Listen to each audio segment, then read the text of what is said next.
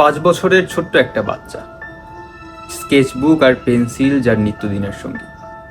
গাছপালা খরগোশের ছবি আঁকতে আঁকতে সে হঠাৎই একদিন ভয়ঙ্কর এক ছবি এঁকে বসল। বনের মাঝে কোনো মহিলার নিথর দেহকে টেনে নিয়ে যাচ্ছে এক ব্যক্তি। ক্রমশই অশুভ থেকে অশুভতর হয়ে উঠতে লাগলো তার ছবি। বাচ্চাটার বেবি সিটার ম্যালোরি অনুভব করতে লাগলো ভয়ানক অশুভ কোনো ঘটনা ঘটতে যাচ্ছে।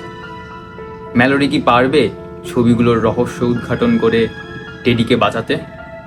আজকে যে বই নিয়ে আমরা আলোচনা করব সেটা হচ্ছে হিডেন পিকচার্স। হ্যালো এভরিওয়ান, কেমন আছেন সবাই? আজকে আমরা হিডেন পিকচার্স নিয়ে আলোচনা করব। এই বইটার আলোচনা করার আগে এই বইটার একটু ব্যাকগ্রাউন্ড বলে নেওয়া দরকার।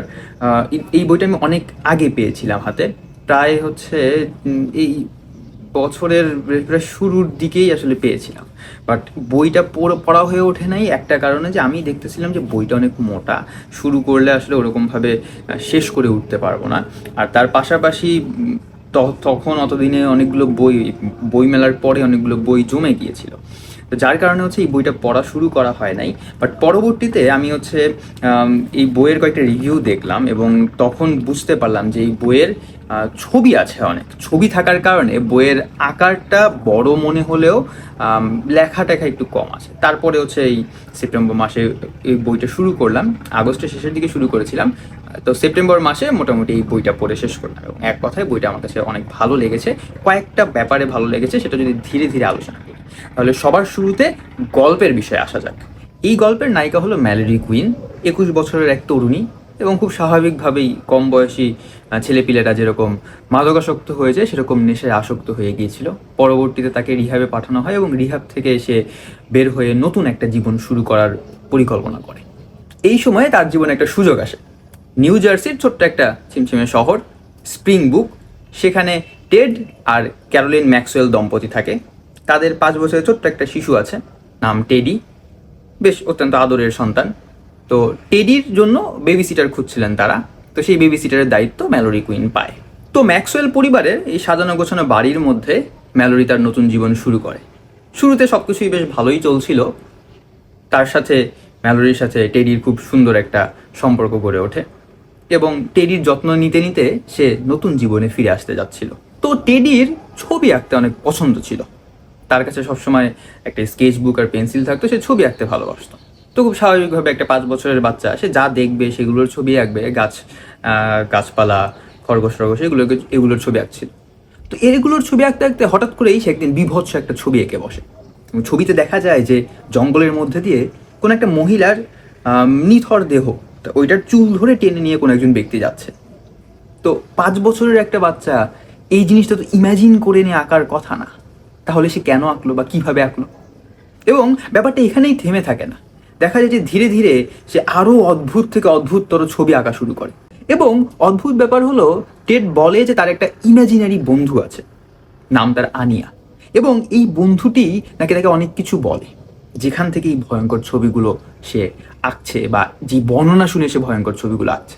তো ধীরে ধীরে ম্যালোরি বুঝতে পারে যে এখানে শুধুমাত্র বাচ্চার কল্পনা দিয়ে যে ছবি আঁকছে ব্যাপারটা এরকম না, এখানে অতীতের কোনো একটা ঘটনা এর সাথে দৃঢ়ভাবে জড়িত এবং এখানে অশুভ কোনো একটা ব্যাপারের হাত আছে, অশুভ কোনো একটা কিছুর হাত আছে, কোনো একটা অশরীরী প্রেতাত্মা এটার পেছনে দায়ী। একটা সময় ম্যালোরি তার চারপাশের এই ঘটনাগুলো দেখে এতটাই আতঙ্কিত হয়ে ওঠে যে তার কাছে এই যে নতুন সুন্দর একটা জীবন, নতুন সুন্দর একটা চাকরি, এটা তার কাছে দুঃস্বপ্ন হয়ে ওঠে। এখান থেকে ধীরে ধীরে গল্পের জট খুলতে থাকে এবং আমরা ধীরে ধীরে জানতে পারি যে ম্যাক্সওয়েল পরিবারের অতীত, বহু বছর আগে মারা যাওয়া একটা মেয়ের অতৃপ্ত আত্মা এবং টেডির জীবনে ঘনিয়ে আসা এক সমূহ বিপদ। তো পুরা গল্পটায় ওই ছবিগুলোর অ্যানালাইসিস, তার সাথে অশরীরী বা ভৌতিক ব্যাপার স্যাপারের উপস্থিতি, এবং সবচেয়ে গুরুত্বপূর্ণ ব্যাপার হচ্ছে ম্যালোরির আপ্রাণ চেষ্টা টেডিকে বাঁচানো যায় কিনা, বা টেডির উপরে এই ঘনিয়ে আসা বিপদ থেকে টেডিকে কিভাবে রক্ষা করা যেতে পারে। এবং এই রহস্য উন্মোচনের ব্যাপারটাই হচ্ছে আসলে হিডেন পিকচার্স। তো এই বইটা বেশ সুপার ন্যাচারাল হরর জনরার মধ্যে হলেও এখানে আমার কাছে বেশ কিছু কয়েকটা অবজারভেশন আছে। এই বইতে থাকা গুরুত্বপূর্ণ কিছু চরিত্রগুলোকে একটু বিশ্লেষণ করি। সবার প্রথম চরিত্র হচ্ছে ম্যালোরি কুইন। ম্যালোরি কুইনের বর্তমান জীবন এবং অতীত জীবন দুইটা সম্পূর্ণ ভিন্ন, এবং অতীত জীবনের যে অন্ধকার রূপ ছিল সেখান থেকে সে বের হয়ে এসে নতুন করে একটা জীবন শুরু করতে যাচ্ছিল। এই ব্যাপারটা খুব সুন্দর করে ফুটে উঠেছে। এর পাশাপাশি ম্যালোরি কুইনকে বেবি সিটার হিসেবে দায়িত্ব দেওয়া হলেও সে বেবি সিটার থেকে একটা সময় গিয়ে হচ্ছে ওই টেডির প্রোটেক্টর বা টেডির রক্ষক হিসেবে ভূমিকা নেয় এবং টেডিকে রক্ষা করার জন্য আপ্রাণ চেষ্টা করে, তার ওই ভেতরের মাতৃত্ব বোধটা জেগে ওঠে। এই ব্যাপারটাই বইতে ছিল। এর পাশাপাশি যদি টেডির কথা বলা যেতে পারে, টেডি খুবই ইনোসেন্ট এবং নিষ্পাপ একটা বাচ্চা, নিষ্পাপ একটা শিশু। বাট তার ওই যে ছবিগুলো আঁকে, ওই ছবিগুলো দেখলে আসলে ভয়ে আত্মা শিহরিত হয়ে ওঠে। এই বইতে অনেকগুলো এরকম ছবি দেওয়া আছে। তো এই ছবিগুলারই নর্মালি মোটামুটি বাকি বইয়ের যে আকার, এই আকারটা অনেক বেড়ে গিয়েছে। যেমন ধরেন হচ্ছে যেমন ধরেন এই একটা ছবি, জঙ্গলের মধ্যে ছবিতে দেখা যাচ্ছে যে একটা মানুষ দাঁড়িয়ে আছে, সেটাও হয়তো বা মানা যেত, বাট মানুষটার হাতে একটা কুড়াল এবং এই যে পাশে একটা কুড়াল পড়ে আছে, হয়তো বা মাটি খুঁড়ছে, হয়তো বা কাউকে খুন করছে। আবার এই যে এরকম একটা ছবি, আপাত দৃষ্টিতে ছবিটা তাকালে স্বাভাবিক মনে হলেও এই যে এই পাশের এই ফিমেল চরিত্র এবং এখানে পুতুলগুলোর দিকে একটু যদি আপনি ভালো করে খেয়াল করেন, তাহলে কেমন যেন একটু আতঙ্কিত লাগে।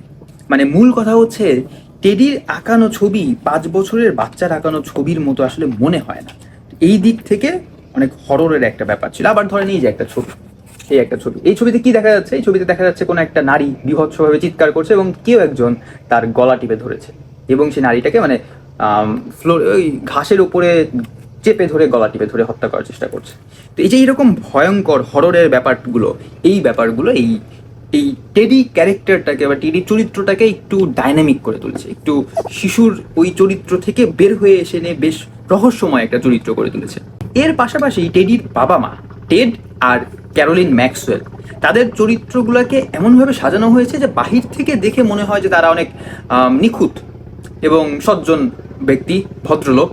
বাট তাদের ভেতরেও যে গল্প আছে এবং তাদেরও যে অতীত আছে একটা, সেই অতীতটাকে টুইস্টের মাধ্যমে এই বইতে তুলে ধরা হয়েছে। এই বইটার কয়েকটা ভালো দিক নিয়ে যদি বলা যেতে পারে, তো ফার্স্ট অফ অল এই বইটাকে পেজ টার্নার একটা বই বলা যেতে পারে। বইয়ের যে ন্যারেশনটা এত সুন্দরভাবে গল্প বলা হয়েছে, বা গল্পের ছলে ঘটনাগুলো এরকমভাবে এগিয়ে যায় যে মোটামুটি একটানে, আমি যখন প্রথম পড়ছিলাম পরীক্ষার মাঝখানে 50-70 পৃষ্ঠা একটানে পড়ে ফেলতে পেরেছিলাম, মানে ওই অ্যাট্রাকশনটা আছে। তবে এই অ্যাট্রাকশনের মাঝখানেও মাঝে মাঝে হয় কি, ওই ম্যালোডির যে বর্ণনাগুলো ওগুলো রিপিটেটিভ হয়। মানে শুরুর দিকে বেশ ইন্টারেস্টিং লাগছিল, বাট মাঝখানে পড়তে পড়তে কিছুটা জায়গায় গিয়ে মনে হচ্ছে গল্পটা একটু ঝুলে পড়েছে।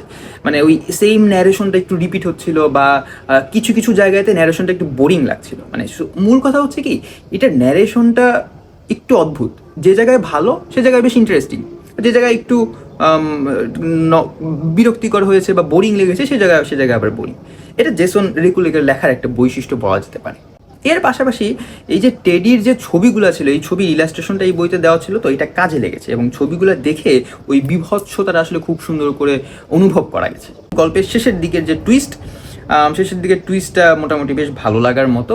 যদিও আমি গল্পটা অনেক ধীরে ধীরে পড়ছিলাম এবং আমি আসলে অনেক নোট ডাউন করে পড়ি, তো আমার কাছে হচ্ছে টুইস্টটা কিছুটা প্রেডিক্টেবল লেগেছে। বাট ওভারঅল আমার মনে হয় যে টুইস্টটা যথেষ্ট ভালো, এবং এই টুইস্টটা আনপ্রেডিক্টেবলের যে ব্যাপারটা, এটা টুইস্টে ছিল। আর এর পাশাপাশি জেসন রিকুলেকের লেখার ধরনটাও ভালো, মোটামুটি সহজবোধ্য একটা লেখা, বেশ সহজ সরল লেখা আর কি। বাট এই সহজ সরল লেখার মধ্যে একটা শক্তিশালী বা প্রভাবশালী একটা ব্যাপার তার লেখার মধ্যে লুকিয়ে আছে। যেমন ধর চরিত্রায়নগুলো বেশ ভালো হয়েছে। নর্মালি ক্যারেক্টারাইজেশনটা যে কোনো একটা একটু বড় গল্পের ক্ষেত্রে গুরুত্বপূর্ণ, কারণ আমরা যদি হচ্ছে চরিত্রায়নটা যদি ভালো না হয়, তাহলে আমরা না ওই চরিত্রের সাথে রিলেট করতে পারবো না। খুব সহজ এক্সাম্পল হচ্ছে, ধরেন গল্পের শুরুর দিকে কোনো একটা ক্যারেক্টার মারা গেল, আমাদের কাছে যতটুকু খারাপ লাগবে, আমরা যদি পুরো গল্পটা ধরে পড়ি এবং শেষে ওই গল্পটার চরিত্রের সাথে যদি রিলেট করতে পারি, চরিত্রটার জায়গায় যদি নিজেকে বসাতে পারি, তাহলে গল্পের শেষে যদি সে মারা যায়, এটা আমাদের কাছে অনেক খারাপ লাগে। যেমন ধরেন হুমায়ুন আহমেদের লেখাতে কিন্তু এই ব্যাপারটা হয়, এই যে প্রধান চরিত্র, পছন্দের চরিত্র শেষে দিয়ে মারা যায় না, তখন খারাপ লাগে। কেন খারাপ লাগে? কারণ ওই চরিত্রটা গল্প পড়তে পড়তে এমনভাবে চরিত্রায়ন করা হয়েছে যে ওই চরিত্রটাকে আমাদের পছন্দ হয়েছে, যার কারণে মারা গেলে আসলে খারাপ লাগে। আমি বলছি না যে হুমায়ুন আহমেদের লেখার মতো চলে আসছে, আমি জাস্ট মূল মেসেজটা হচ্ছে যে এই যে চরিত্রায়নটা, এই চরিত্রায়নটা বেশ গুরুত্বপূর্ণ এবং এখানে মোটামুটি চরিত্রায়নের ব্যাপারটা অনেক ভালো করার চেষ্টা করা হয়েছে। এবার যদি এই বইটার সীমাবদ্ধতা নিয়ে কিছু কথা বলি, এটা সুপার ন্যাচারাল হরর জনরার বই এবং যতদূর মনে পড়ে যে 2022 সালের গুড রিডস চয়েস অ্যাওয়ার্ডে হরর জনরার মধ্যে সেরা পুরস্কার পেয়েছিল। কিন্তু টু বি অনেস্ট আমার কাছে এই বইটা না হরর জনরার, হরর আছে বাট অতটুকু হরর জনরার মতো না। মানে হরর আছে বাট এর চেয়েও অনেক বেশি হরর গল্প আমি পড়েছি, বাট হরর জনরার চেয়ে এটা আসলে একটু সাইকোলজিক্যাল জনরার মধ্যে বেশি যায়। আমার কাছে পড়ার সময় বারবার মনে হচ্ছিল যে যে সাইকোলজিক্যাল থ্রিলার বা সাইকোলজিক্যাল হররও বলা যেতে পারে, সেই দিকে এই গল্পটা একটু বেশি যায়। অথবা এটাকে বলা যেতে পারে যে হচ্ছে mystery with a touch of horror, এতটুকু বলা যেতে পারে। আর এই যে ম্যালোরির বর্ণনা যে মাঝে মাঝে রিপিটেটিভ মনে হয়েছে, এটা তো শুরুতেই বললাম যে বেশ কিছু জায়গাতে ম্যালোরি এই একই একই ঘটনা বা একই বর্ণনাটা বারবার দিচ্ছিল।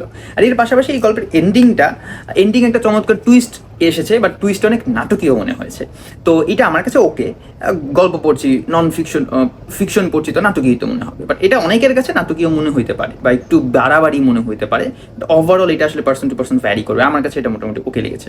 তবে এই বইয়ের সবচেয়ে ভালো দিক যেটা, এটা আমি সবার শেষে বলবো বলে রেখে দিয়েছি, সেটা হচ্ছে এই যে ম্যালোরি এবং টেডির মধ্যে যে সুন্দর একটা সম্পর্ক, সাবলীল একটা সম্পর্ক। ম্যালোরি হচ্ছে বেবি সিটার হলেও সে যে আসলে মায়ের ভূমিকা পালন করে এখানে এবং রক্ষা করার যে ভূমিকা পালন করে, এবং টেডির যে হচ্ছে নিষ্পাপের ব্যাপার, নিষ্পাপ কি বলে ওটাকে, সরলতা বা হচ্ছে তার ইনোসেন্সি, এই জিনিসগুলো না বইতে অনেক আমার কাছে অনেক ভালো লেগেছে। এবং সবশেষে বলবো যে যদি রহস্য থ্রিলার বা হচ্ছে একটু ভৌতিক পরিবেশের গল্প পড়তে পছন্দ করেন তাহলে মোটামুটি এই গল্পটা ভালো লাগবে।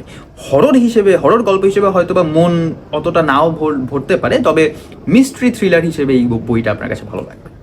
এবার যদি বইটা টেকনিক্যাল ব্যাপার নিয়ে আসি, জেসন রেকুলেকের লেখা হিডেন পিকচার্স, এই বইটা প্রকাশিত হয়েছে চিরকুট প্রকাশনী থেকে, অনুবাদ করেছেন রাতুল খান।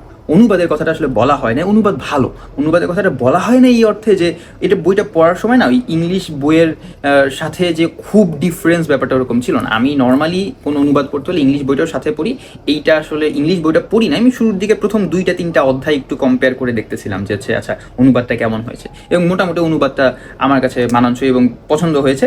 2-একটা জায়গাতে টুকটাক একটু পলিশ করা যেতে পারে, সেটা লেখকের অনুবাদকের লিখতে লিখতে ওইটা ক্লিয়ার হয়ে যাবে, ওইটা নিয়ে কোনো প্রশ্ন না। এটার মুদ্রিত মূল্য হচ্ছে 600 টাকা, নভেম্বর 2024 প্রকাশিত হয়েছে। এই বইটা নিয়ে না একটা আলোচনা একটু কম দেখেছি, বাট আমার কাছে মনে হয়েছে যে বইটার আলোচনা যতটুকু কম হয়েছে তার চেয়ে এই বইটার আলোচনা একটু বেশি হওয়া উচিত। যদিও এখানে হররের যে মিস্ট্রি থ্রিলারটা একটু বেশি ছিল, তারপরেও সেই তুলনায় আলোচনাটা কম হয়েছে। আর এর পাশাপাশি এ যেমন আরেকটা ব্যাপার হচ্ছে একটু অড লেগেছে আমার কাছে একেবারে, কারণ এই পাশে দেওয়া মানে টেকনিক্যাল ইনফরমেশনগুলো দেওয়া আছে, এখানে দুম করে গল্প শুরু হয়ে গেছে, কোনো ভূমিকা বা অনুবাদকের কথা কোনো কিছুই ছিল না। তো আমি একটু দ্বন্দ্বে পড়ে গেছিলাম যে হঠাৎ করে গল্প শুরু হওয়াতে। আর হচ্ছে এটার প্রচ্ছদ বিদেশি প্রচ্ছদ অবলম্বনে করা হয়েছে, প্রচ্ছদকারের নাম দেওয়া নাই এই জায়গাতে। প্রচ্ছদটা দেখলে আপনি গল্পটা পড়লে রিলেট করতে পারবেন, এই যে টেডির আঁকা ছবি, মানে এইটা হচ্ছে টেডির ওই ইমাজিনারি বান্ধবী আনিয়া হিসেবেই ধরে নিচ্ছি। আর এর পাশাপাশি স্ট্রেট স্পাইন দেওয়া হয়েছে, প্রিন্টের কোয়ালিটি ভালো, ছবির কোয়ালিটি ভালো, ছবিটা নিয়ে একটু আমি আলাদা করে কথা বলতেছি, সেটা হচ্ছে স্ট্রেট স্পাইন দেওয়া হলে না খুলতে একটু অসুবিধা হয় আর কি। তো এইটা হচ্ছে এরকম রেখে দিলে আসলে থাকে না, বাট এমনিতে পড়ার সময় আপাতত কোনো অসুবিধা হয় না। ইয়ার থেকে এই যে সেলাই থেকে লেখাটা ভালো দূরে ছিল, তো এটা নিয়ে কোনো সমস্যা হয় নাই। আর ইলাস্ট্রেশনে যদি একটু বলতে হয়, সেটা হচ্ছে ইলাস্ট্রেশনে কালো অংশ কিন্তু বেশি। স্বাভাবিকভাবে এরকম ছবিগুলো প্রিন্ট করতে গেলে হয় কি একটু কালো অংশটা লেপটে যায়, কালো একটু বেশি লেপটে যায়, এখানে ওরকম হয় নাই। ছবিটা বেশ প্রিন্টের কোয়ালিটি ভালো ছিল, ওরকম মনে হয় না যে কালোর কারণে আরেক পাশে কালো ছড়াই গেছে, ওরকম হয় নাই। তো এই দিক থেকে হচ্ছে প্রিন্টের কোয়ালিটি ভালো। তো এই হচ্ছে হিডেন পিকচার্স, রাতুল খানের অনুবাদে করা, জেসন রেকুলেকের লেখা। ভিডিওটা একটু গতানুগতিক ধারার একটু বাহিরে হলো, তো চেষ্টা করব এরকম বই নিয়ে আরও অনেক আলোচনা করার। বই রিলেটেড কন্টেন্ট পেতে চোখ রাখুন দ্য ব্রাউন স্টোরি টেলারে। আরেকটা ব্যাপার হচ্ছে রাতুল খানের অনুবাদ করা আরেকটা বই রয়েছে আমার কাছে, এই যে জিম করবেট, ওখানে হচ্ছে 3জন অনুবাদক আছেন, অনির্বাণ ভট্টাচার্য, রাতুল খান আর হচ্ছে লুৎফুল কায়সার। ওই বইটা নেক্সটে ট্রাই করব, তাহলে আসলে অনুবাদের ধারাটা খুব সুন্দর করে বোঝা যাবে। তো নেক্সট কোনো একটা ভিডিওতে দেখা হবে। Until then, the brown storyteller signs of.